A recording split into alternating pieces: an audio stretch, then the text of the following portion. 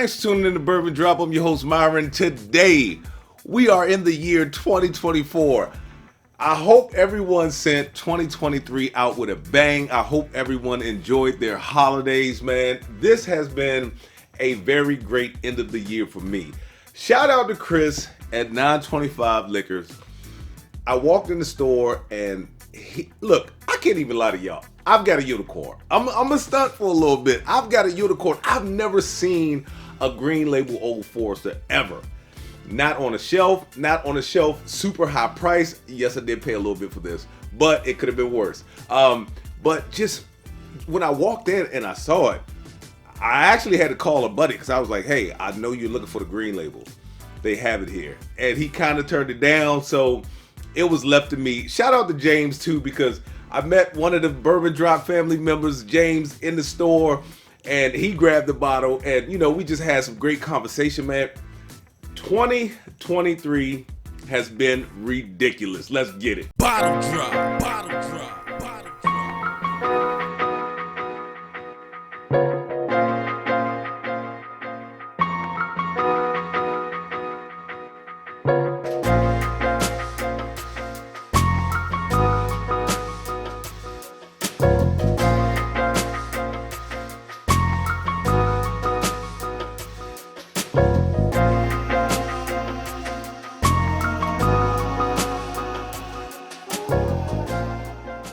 So, like I said, 2023 has just been amazing to me. I've been able to pick up some excellent bottles.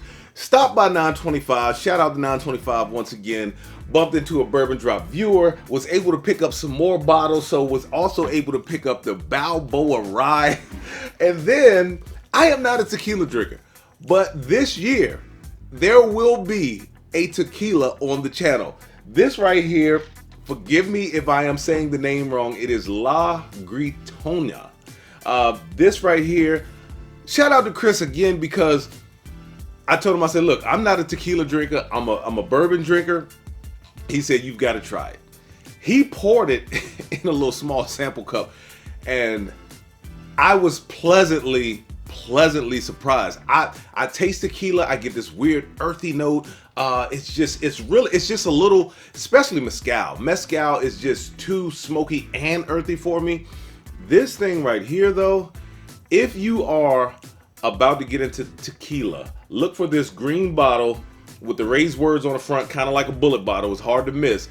Look for a review coming in 2024 for both of these bottles. Now let's get to the bottle right in front of you. So I walk in the store. I've never had any Old Forester RYE, and so I know how much these things are considered unicorn. So it blew my mind. I was like, first of all, I called my man Gray, shout out Gray, and I was like, look, do you want it? Gray passed on the opportunity. James grabbed it. I wasn't going to get it. I bought the Balboa RYE, left the store, and I know you guys can relate because I know a lot of you guys did the same thing. My wheels got to spinning. FOMO kicked in. I was like, it's his last one, Warehouse K. And I almost had like a Warehouse K release when I went to that Virginia ABC drop, when I dropped that video. Well, I just want to get into the stats on this thing. It's 129.9 proof, Warehouse K, floor number 2. And of course, yeah, Old Forester, they don't put any labeling as far as age on the bottle. I've got 2 glasses up here, and the reason why I have 2 glasses up here, shout out Dave Vogelsang, Mr. Vogel Samples, the Don Dave himself. I never had a bottle. He gave me a sample. His sample came in at 129.8 proof, where like I just said, this one comes in at 129.9 proof. So it's just 0.1 proof point separated. I also wanted to shout out Troy and Laura once again. I've got the Glen holder that Troy made. This has been a great year, man. Well, going to be a great year. Last year was a great year. The Old Forester 100 proof that Troy helped me get. Then I got an old Dusty that my man E at work helped me get. Shout out to Eric, man. This thing is 1979. That is a year before I was born. So and no, it doesn't have any inert gas in it. It's not tainted as of yet. It does have a little bit of a fingernail polish note in it that I just don't really love. This is not the one that I got from 925. This is the one that I got from a guy who got it from LAX in DC. This is the 2021 pick, and if you can see, it's almost gone, but I've been nursing that thing. It comes in at 133.7 proof. It is incredible. It is incredible. Anyway, this is a fresh crack. Let's get into it. You guys know that I'm a big fan of Brown-Forman. One of my go-tos is the orange label OF 100. Oh my gosh, I smell banana already. That is just ridiculous. That is, I'm sorry y'all, but that is just ridiculous. Hold up, let me get into the nose. Oh, bananas, oak, a hint of char, a light fruit. That fruit almost comes off like a peach. I don't think I've ever got that out of any Old Forester products. Now look, even though Old Forester only started releasing RYEs in 2021, they've been producing RYEs for people for a very long time. Doing a little bit of research, I found that they even produced for Rittenhouse. I think it was 1997 to 2008, something like that.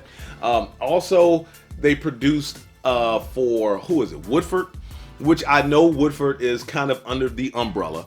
But their rye mash bill is a little bit different. It's like 53% rye and like a high 30-something% corn, where this one comes in at 65% rye. Then it is 20% malted barley. Then it's 15% corn. So this is a very low corn content. Let's get back into the nose. Oh yeah, man, that banana, that nice like fruit, that it's almost got, like I said, like peaches. And I pick up char. Let's get into the palate.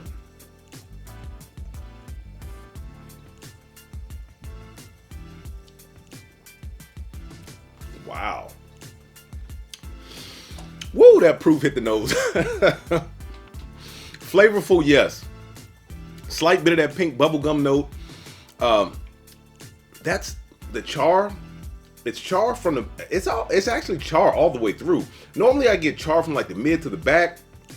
I get char from the front of the tongue to the back. It's not overdone with char, but it's char from the front of the tongue to the back. Now it's turning into a really dark chocolate, like a cocoa powder, like I say sometimes, just like that dark chocolate note.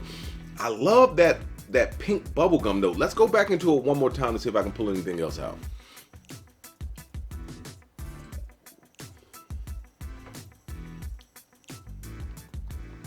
Now I'm starting to pick up like a citrus note.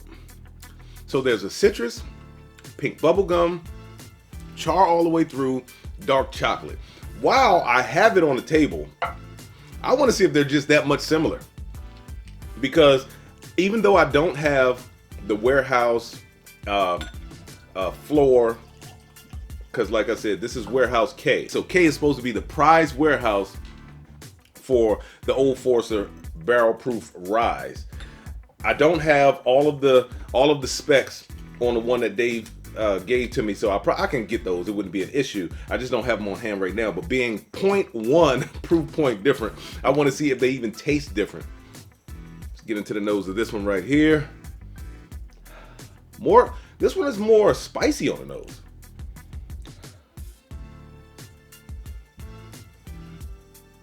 Yeah, more spicy on the nose. For some reason, I'm not picking up that like banana note. Let's get into the palate.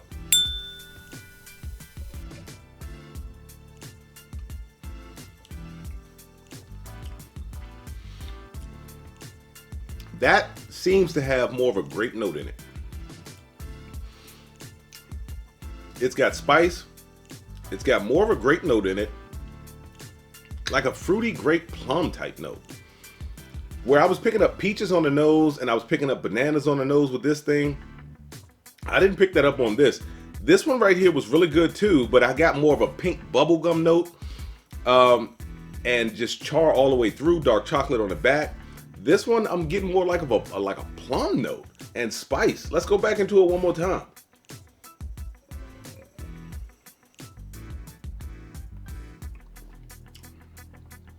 Second sip was like brown sugar with a little bit of lemon. Let's go back into the one that I just bought. Nose hasn't changed, but I'm starting to pick up a little bit of like a vanilla cream note.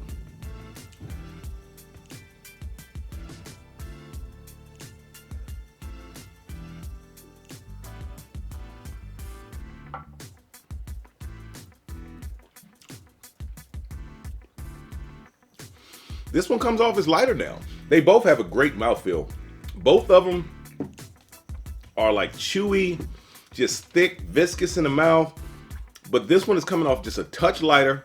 And that's crazy to me because this one is actually 0.1 proof point, and they seem different. They don't seem, it's not a dramatic change like proof wise, but these are different. They're both very good, but these are different. But coming from Dave's sample back to the bottle I just bought, this one actually comes off lighter. Let's go back into it one more time.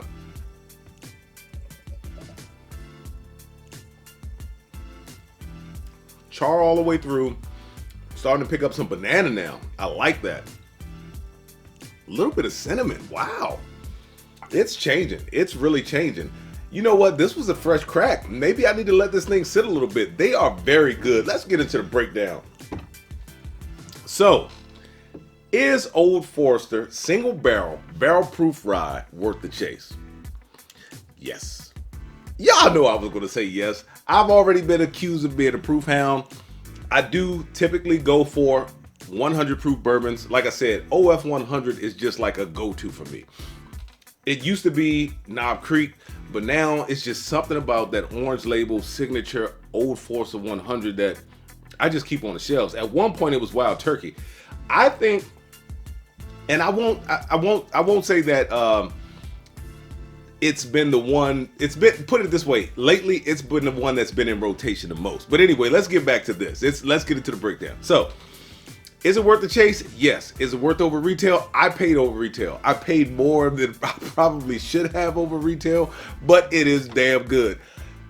When it comes to Brown-Forman products, whether it is the Jack Daniel's single barrel proof, the gold label rye, or any of the Old Forester barrel proofs, I pay over retail.